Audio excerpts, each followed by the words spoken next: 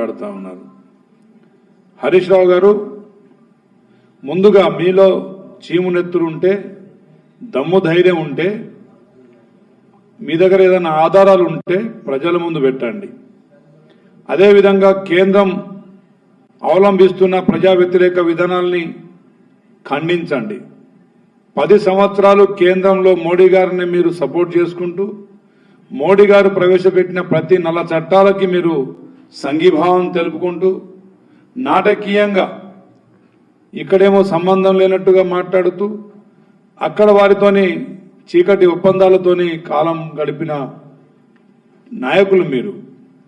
మీలాగా చీకటి ఒప్పందాలతోని పోయే నాయకుడు కాదు మా రేవంత్ రెడ్డి గారు. మీనాక్షి నటరాజన్ గారి మీద ఎలాంటి ఆధారాలు లేని మరి ఆరోపణలతోని వారి రాజ్యసభ సభ్యత్వాన్ని, నామినేషన్ని రద్దు చేస్తే